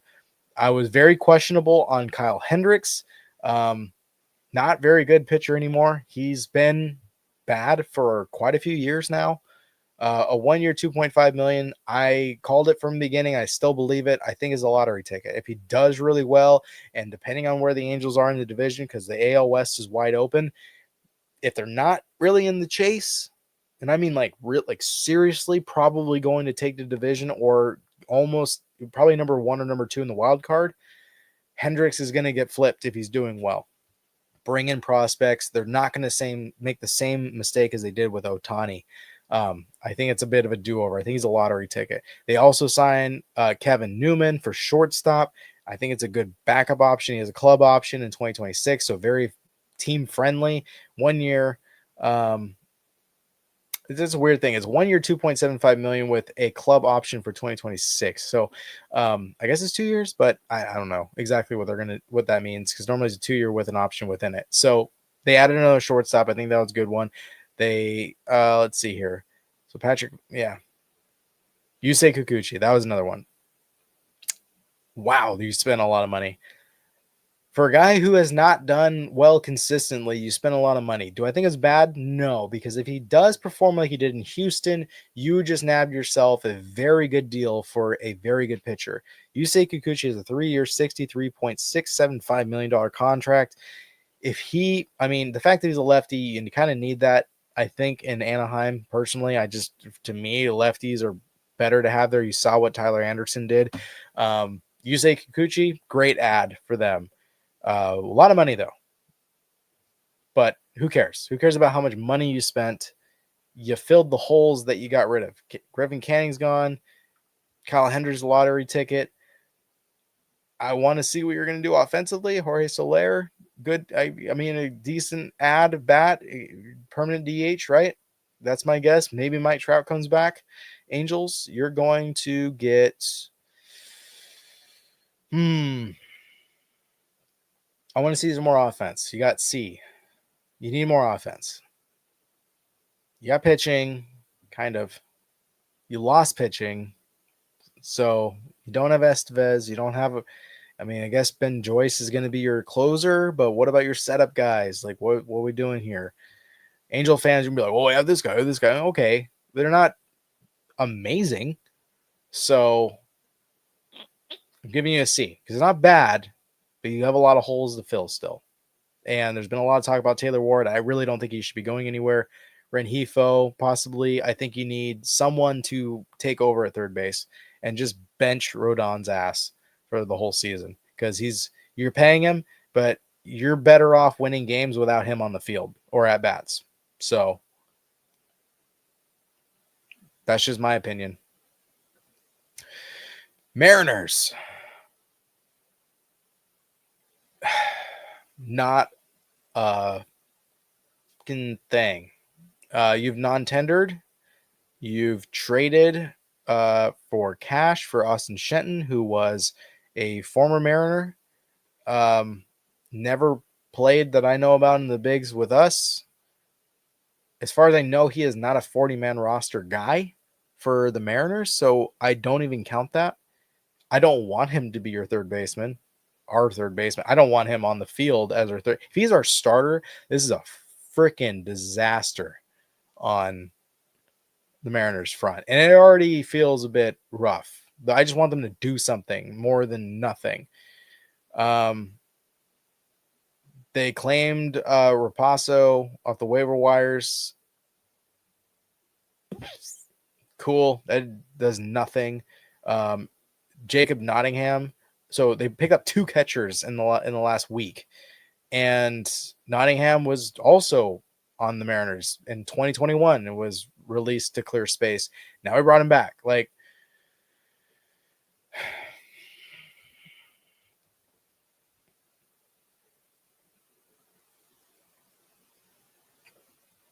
I don't know. There's not, I mean, you can defend him all you want, I guess.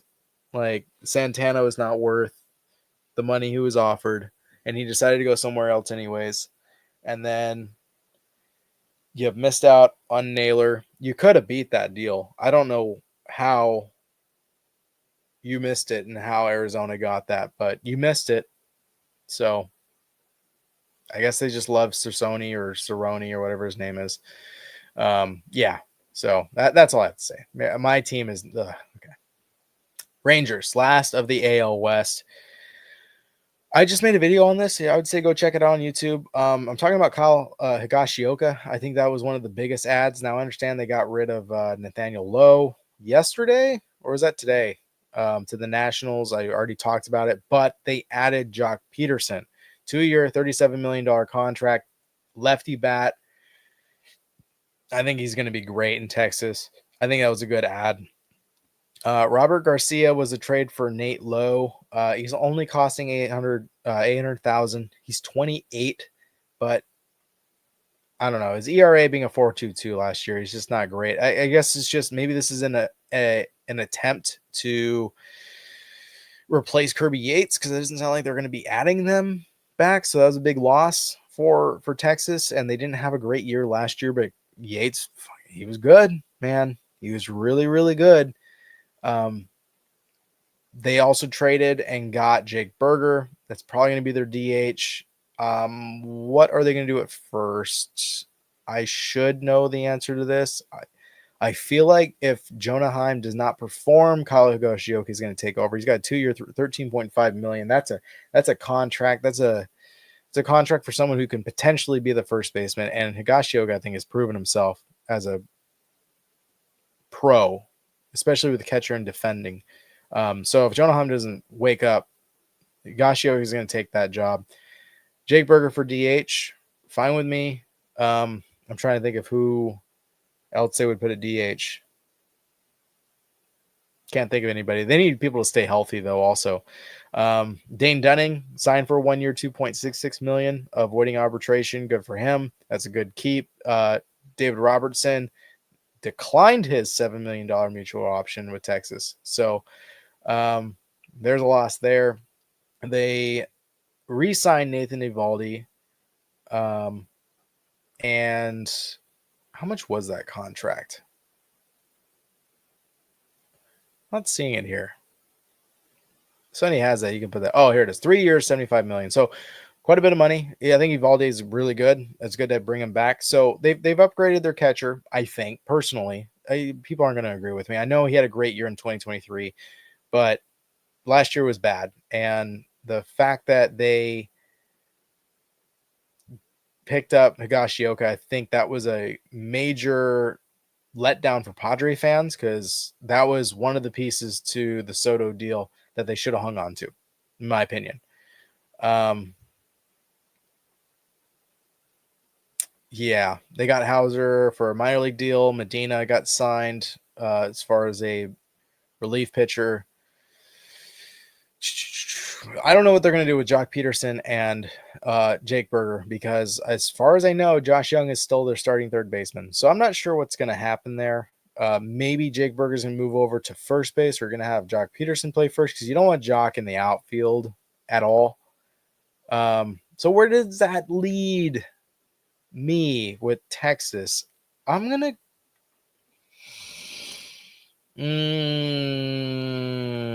I'm kidding. What the hell? Why would I give him an S?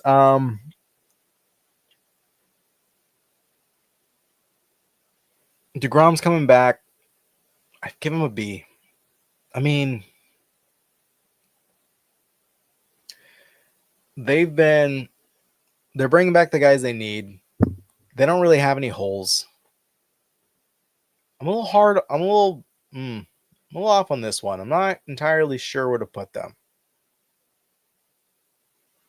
I'm going to keep them at B. But you know what? Looking at everybody else, I feel like I need to move the Yankees up to an A. I said I would at the very beginning, that there's a possibility. But with their additions, they still have a lot of holes, though. I give them a B. Now I got to bring them back down, because there's still so many holes. They don't have. I mean, is Goldschmidt really going to be their first? I guess he is going to be their first baseman. I'd rather have him be the DH, but then you have nothing for Stanton. So second base still open. I guess Bellinger's your right fielder now. They only have one more hole, really. So I'll give them. I mean, they also need some bullpen guys, but I'll move them up to A. Yeah, I'll move them up to A. The New York teams get an A. So you were making changes at the very end. NL West. We're getting down to the last 5 teams, guys. You guys ready? D-backs. There. Just because these guys are disappointing.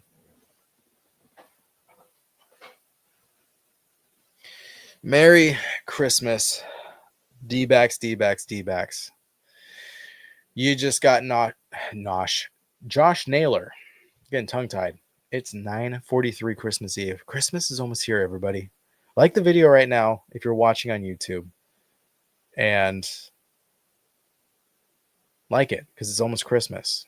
And that's all I want for Christmas. I just want likes. I just want people to subscribe. I want to get the numbers up. I want to get this information out to people. I want to talk to more people. I want to interview more people. By the way, end of January, I have a surprise. I have a special guest in the works, or already in the middle of booking. So if you're watching this right now and I'm going to interview with a very famous announcer. So I'm super excited. This is my little hint. It's the only time I'm going to say it. So if you're watching right now on Christmas Eve, subscribe if you're not subscribed on YouTube, because that means a lot to me. It helps. That's all I want for Christmas. And I'm booking people, and it's fun. It's awesome. And then you can send in questions for me to ask them, because that makes it even more fun, because then you get to live through me and get your questions answered and get your input, and he gets to know who is talking. So that's going to be the goal later on. So subscribe now. appreciate it. All right, I'm done with that. NL West, Diamondbacks, got Josh Naylor. Good replacement. You weren't going to sign Christian Walker. You got a young 5 years younger first baseman who may chase, but his strikeout rate is lower than Christian Walker. He's way more durable.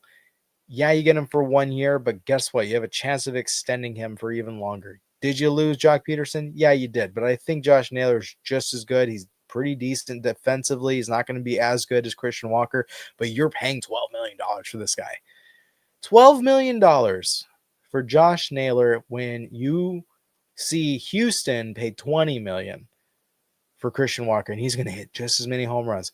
Now, here's the thing. I don't know if Progressive Field and that little wind tunnel thing going on there is helping Josh Naylor being a lefty. I don't know if that plays a big role. So we'll see in Chase Field. We'll see about the heat. We'll see if there's any issues there, how he's able to adapt. He's a big boy, so he might get heated quick, if you catch what I'm saying.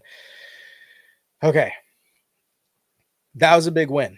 That was a huge win for the Diamondbacks. They gave up almost nothing to replace somebody that was going to cost them double. So that was great. They added Seth Martinez, Tim Tawa. That's a big name. I would love to talk to Tim Tawa. I think he's going to do great in Arizona. I'm going to try and get him on. We're going to talk some ball, see how he's doing. He's killing it in AAA. Tim Tawa, second baseman for the D-backs. Look him up. Be a fan of his because, no pressure, but dude's good. He may be the follow-up replacement for Ketel Marte after his contract ends if they're not able to extend him. Just saying. We'll see, but that's a good guy moving up. I would put him as high up as Jordan Lawler if you look at his numbers. Very good player. Other than that, it's been relatively quiet. So, given the holes that the Diamondbacks needed, first base, they kept Eugenio. They lost DH. They need to get a DH guy. I don't think they're done, but DH is not a big hole to fill. Like, you can put anybody there, I'm going to give them a B. Strategically, they've added very well. They still have Justin Martinez in the bullpen. He's going to be elite. They still have AJ Puck. I know they need bullpen help, but offensively, this team is sound. Their worst hitter last year, batting average wise, was Corbin Carroll, and he was batting 239 or something like that with like 22 home runs. So as far as holes needing to be filled, Josh Naylor is a perfect replacement for Christian Walker. DH, they can figure that out. I'm giving him a B. If they signed if they signed Bregman or something like that, or if they signed one of these other guys for a DH spot or maybe third base and then made Suarez the DH, I'd be putting him up with an S with the Cubs, 1,000% at this point. They get a B. They've bettered their team, I think, for a lesser price, which means they're going to probably move on and add to that. And they said they're not done. So actually, per Aaron, who just commented on here, he writes for the Diamondbacks and Sports Illustrated. So go check him out if you guys haven't on X/Twitter, Aaron Hughes with Sports Illustrated. So Diamondbacks get a B. I can't give them an A because they have some holes, but they've only made positive moves. They haven't made any moves that subtract. And they haven't left things wide open. They have very small holes to fill. Rockies. I mean, they've done some additions, but they're additions that are mediocre, if I can say the least. A little surprising on some of the people they've added. So they released a ton of players, and it's kind of a little bit of a revamp. So they signed, let's see here, Jacob Stalling, a catcher, for 1 year, $2.5 million. I think that was a bit of an overpay, if you ask me. They non-tendered Kyle Quantrill, which I thought would be a really good add for them. They did non-tender Brendan Rodgers. I think that is actually an improvement. So I think they did good by getting rid of Brendan Rodgers, and then they signed a 1-year deal for $3.25 million of Kyle Farmer. That I think is an upgrade. I'm assuming he's probably going to slide over and play second because they still have Tovar at shortstop. Doesn't make any sense. So I would assume he's going to be there, and then you have McMahon play third. You also have Austin Nola was signed, but it was a minor league contract. And then they also got Estrada, who played for the Giants last year. He had a really rough year. So it was only 1 year, $3.25 million. Very good deal, I think, for the Rockies. I don't know if they're going to plan to play Estrada there or be a DH, or if they're planning on throwing not Brendan Rodgers, but Kyle Farmer out there. I'm not sure. That's still a big question mark to me. And they really haven't done much else, but they have trimmed fat, but they haven't replaced their starting pitcher with Quantrill. I don't know, Quantrill. But Brendan Rodgers being good, that's good. They picked up Kyle Farmer. I think that was good. Estrada was, it's a fair deal. $3.25 million for him. Where he's going to play, I don't know, but it's not a negative. I'd call that a wash for the money you're paying. So Rockies actually get a C so far. Doesn't mean they're good, but their offense, their off-season acquisitions, trades, movements is not bad. In fact, I'd almost give them a B because I would say they're probably no, because Charlie Blackmon's retiring. So you kind of have a loss there and you haven't really replaced it. So I'm going to keep it a C. We're going to keep it a C. We have 3 teams left, 3 of the biggest names in the NL West, and we're going to go to the Dodgers. What do you guys think? I'm going to give the Dodgers. I don't even like the Dodgers, but guess what?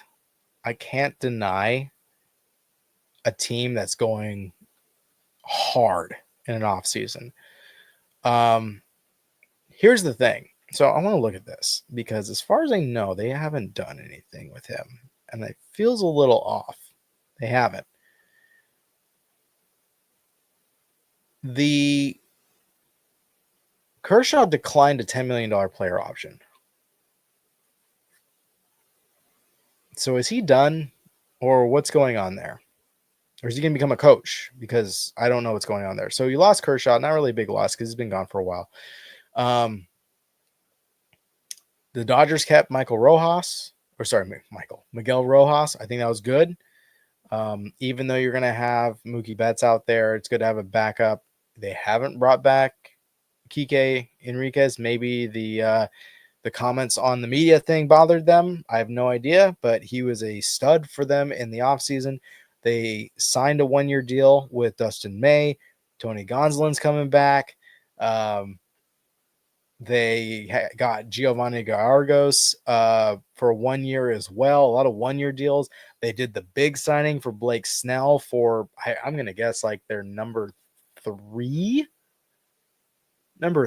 rotation slot. I mean, how do you you have Shohei, Yamamoto, Glasnow, or Snell, then Glasnow, and then Dustin May? Is that your 5? And then what if Roki Sasaki? I mean, that's a what if. So what have they done so far? Like that's the best. That's probably the best rotate. It's got to be the best rotation on the West Coast, for sure. For sure. Phillies have it on the East. Dodgers have it on the West. They signed a 5-year extension with Tommy Edman.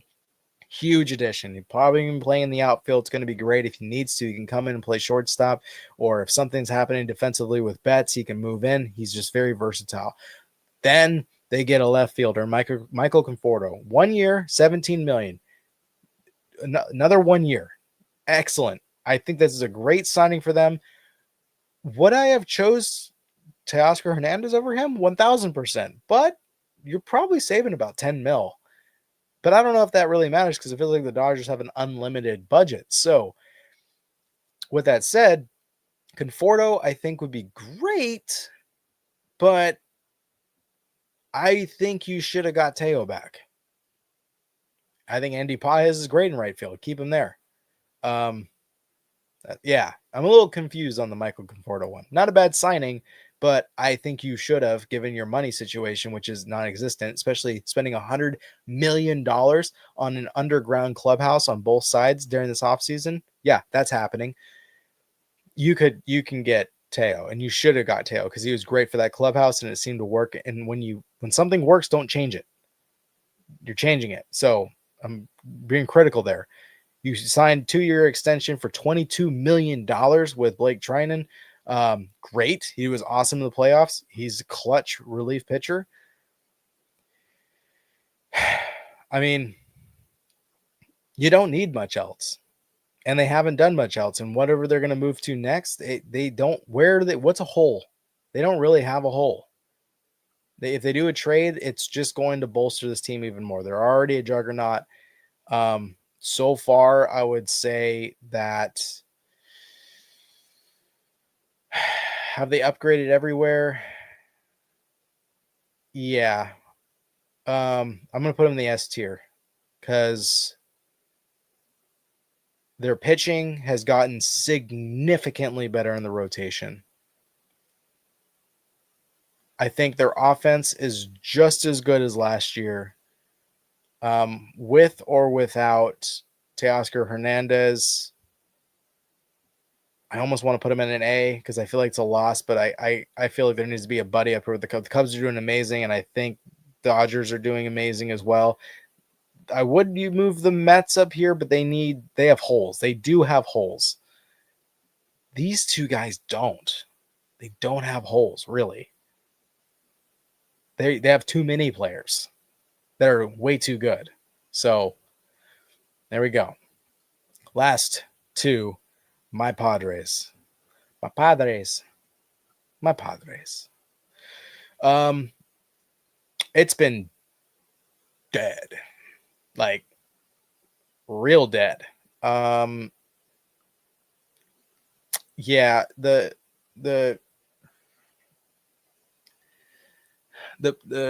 Seidler death and now the family taking over and trying to organize the team and stuff. I feel like they've had their hands full and they haven't really been able to pull the trigger because I don't think they have a budget yet and they don't know what's going on. It's been very quiet on the Padres end. There's literally been nothing happening. They missed out on Kyle Higashioka. They are shopping Cease, and I think they should be extending him. So right next to my Mariners, they're going in an F. It's just not been a good offseason so far. They're failing at this point. That's all I can say about that. I really can't expand on it. There's just nothing going on. So that's that.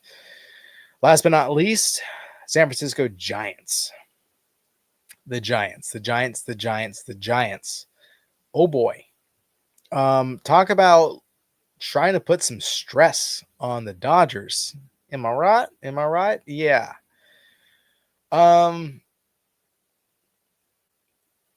Yeah.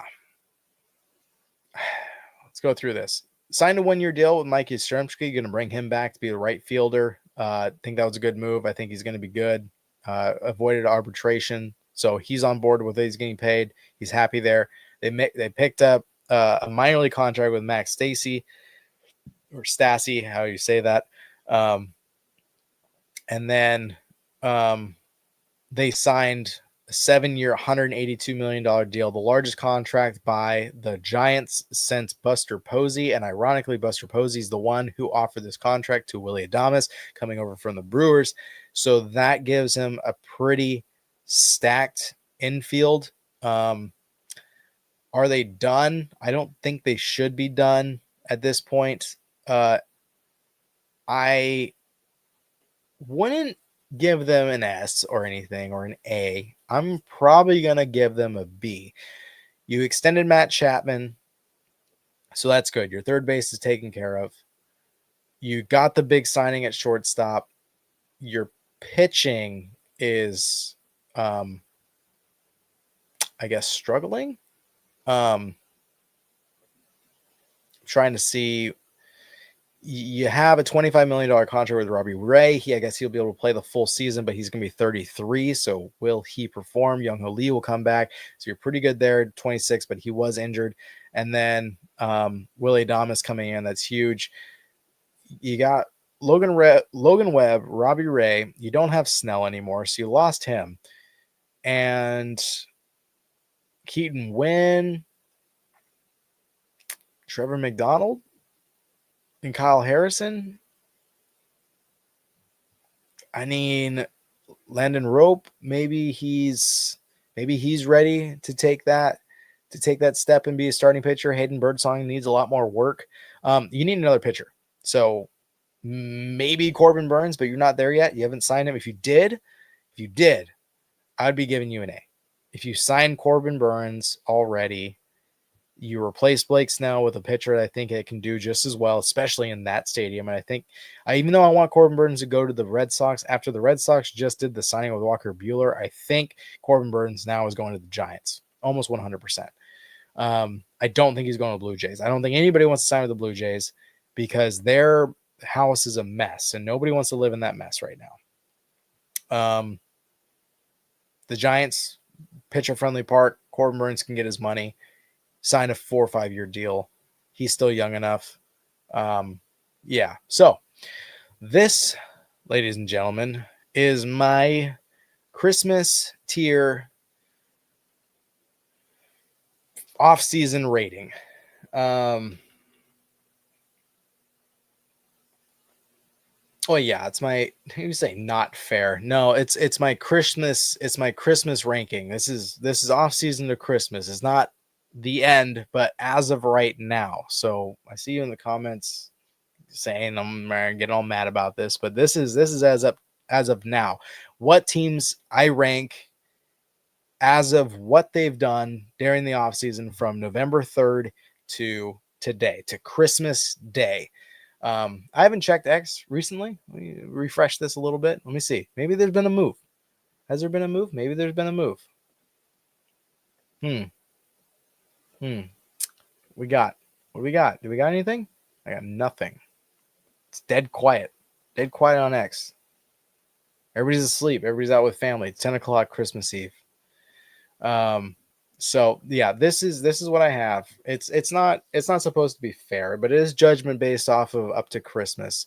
And just to get online and talk to you guys, and we can talk ball and see where they're at and what they could do, and understand that this ranking can change 100%. Yeah. Some people will sign. Well, yeah, a lot of people will sign in 2025, but I do think that possibly tomorrow there might be some moves just going under the radar strategically when people aren't paying attention. That happens a lot, actually. There's a lot of signings that happen during holidays, whether it's New Year's or Christmas, to where people aren't looking and then they're making other moves and to benefit them, trying to slide underneath the radar. So it could happen, but that's probably going to be it for me. I was going to open the box of cards, but I don't think you guys are into that right now. It is late. Merry Christmas to you all. Thank you for joining me. There's only a few of you. We're all lonely together. We did like a little pre-Christmas gift wrapping here, or gift opening here. We'll do the rest in the morning. Obviously, we got to wait for Santa to show up and give us the rest of our gifts. Besides that, appreciate you guys joining me again. If you guys didn't get a chance to see it, this is my ranking for the off season so far, the Christmas off season ranking so far. And I will save this and download it, and we will see come the day before spring training if this changed whatsoever at all. So with that said, you guys all have a very Merry Christmas. Spend time with your families. Hopefully you get everything you could ever ask for. If you wanted baseball memorabilia and tickets, season tickets, and whatever you want. If you want baseball cards, go check out the eBay store. If you guys check on my YouTube channel in the bio, there is my eBay link. There's quite a few things for sale on there that I don't have room for. As you guys can see, I have boxes and boxes and boxes and boxes of cards and stuff that I'm not keeping in my personal collection, so they're available to you guys, and they're all relatively $1, if not less. So go ahead and check that out. Buy something for yourself for Christmas if Santa doesn't bring him. Be your own Santa, and like the video if you're still here. subscribe if you haven't already. And I will see you guys all on the next one. Merry Christmas. Have a good night. Go Padres. Go Mariners. The two teams doing absolutely nothing. Go Diamondbacks because they're doing something. They're progressing. As for you Dodger fans and you Cub fans, enjoy it. It's been a good offseason for you guys. I will keep all of you beautiful people in the back of my mind and wish you the best. I will see you guys later. I'm ending the stream and going to bed because Santa is waiting on me. Good night.